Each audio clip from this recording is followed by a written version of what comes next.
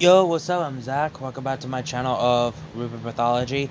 Today I'll bring you guys another RWBY versus matchup video of RWBY versus RWBY series, and this is gonna be the last RWBY versus RWBY matchup series for a while now because I want to take a little bit of break on that, and I want to give you guys a interesting matchup or kind of interesting matchup or whatever you want to call it, and that is the two team leaders of their own team. Ruby Rose, the team leader of Team RWBY, versus Jaune Arc, the team leader of Team Juniper. And before I continue on, this is just my personal opinion about who I believe will actually win. And I will use these two characters from volume 7 before no, I would say volume 7 and 8 before they have fell and before all that war and shit or something like that. So yeah, again, this is just my personal opinion. So I'm just gonna add this right now. If I don't mention about the aura, yeah, you pretty much know they have auras, which is part of their soul. So with that out of the way, let us go ahead and dive right into it. Ruby Rose is actually one of the youngest member of the team and became the team leader of Team RWBY because her Ozpen made her jump in and been part of the Beacon Academy way earlier.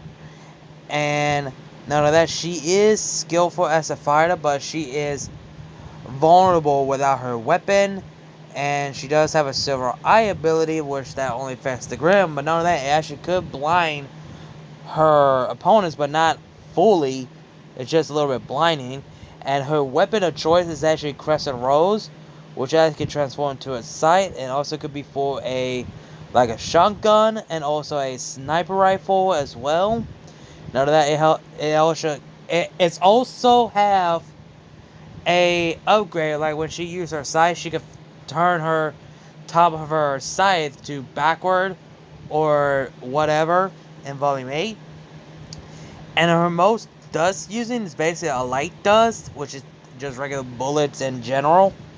Her semblant is Petal Burst, which is her speed, where she could turn into actual petal and leave Rose Petal behind. Not only that, she actually could take people with her to all that stuff because she done it in volume 6 with Weiss, and then later on she did it in volume 8 with Penny, Weiss, Blake, and what's her damn name from the May. And not only that, in volume 7 she actually could split her petal burst into 3, and like she did in the training in volume 7. So she actually could do that.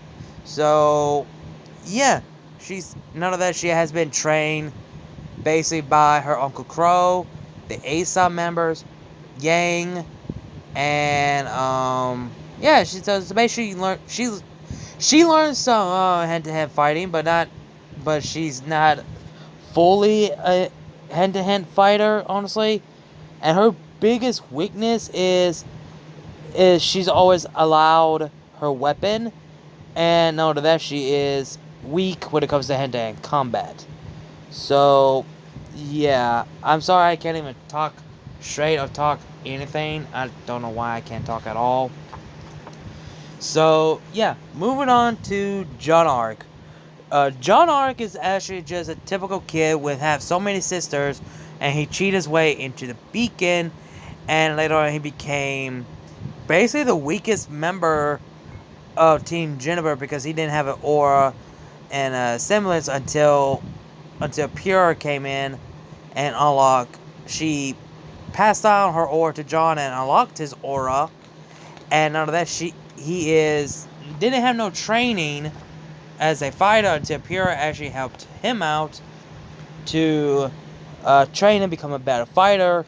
Later on in the series, he has started, practicing his swordsman skills, and later on he's been trained by the Aesops later on. So yeah, that's basically what he has. And of course his semblant is Aura imp, which he could pass on people's aura to everyone, basically like healing people. Like he could pass on his aura to other people so they could have the aura back, like he did to Weiss and Ren, and none of that he could amp his own aura to himself. But it does have limits. Not, yeah, even though he has a lot of aura, but it still has limits as a whole. And his weapon of choice is a sword and a shield, which is called Crocea Mors, which is a sword and shield that has been passed on his family for a generation. And thanks to the Atlas tech, his shield also has a gravity dust. Well, not a gravity, yeah, a gravity dust in it, which is a bounces his opponent like he did to Cinder. Now that he has the equipment, which is a tiny, whatchamacallit, throws it and turns like a shield, or a type of shield, or whatever, whatchamacallit. So he has those, and none of that, he does have upgraded his sword and his shield. Like when he put his sword back to the sleeve, aka the shield, and he could turn the sleeve and the slash shield to a big type sword, which is a big sword blade or something like that. So yeah, that's basically it that I got for John. I can't even talk. Like, god damn, like what the fuck. But now let's get to my honest and final thoughts on who I believe or who actually would win. Well, oh wait, I forgot to mention one thing, that John is also vulnerable because he doesn't have hand-to-hand combat fighting skill. So I forgot to mention that. So now I get to my final thoughts. So who I believe actually would win. When it comes to leaderships, both of them are really good leaderships in their own right. But when it comes to fighting skills, the weapons, they both aren't evenly matched when it comes to weapon. Yeah, as a weapon fighters, but without the weapon, they actually are vulnerable. But I feel like RWBY would have the edge on the hand-to-hand combat because, yeah, she not a fighter when it comes to hand-to-hand. Same goes for John, but she's also could fight without her weapon because she is weak without her weapon. Hell, she even tried once but failed. And she even tried to get some blows, like hitting Harrington in the back of the head. Headbutted, use her head and freaking hit Mercury's in the chin. And yes, so like I said, she is trained in hand-to-hand combat, but she's more using her leg and her body as a weapon with her actual weapon. So I'll give that the edge of RWBY. But when it comes to the actual weapon of choice, I'll give it to RWBY. When it comes to the equipment with the weapon, I have to give it to John. And when it comes to semblance, John's aura is basically, it's useful, but it does have limits. RWBY's semblance actually involves speed. So basically neither of them gets the edge when it comes to their semblance. Now it only is allowed, the only closest fight they have is themselves with their weapon. That's basically it.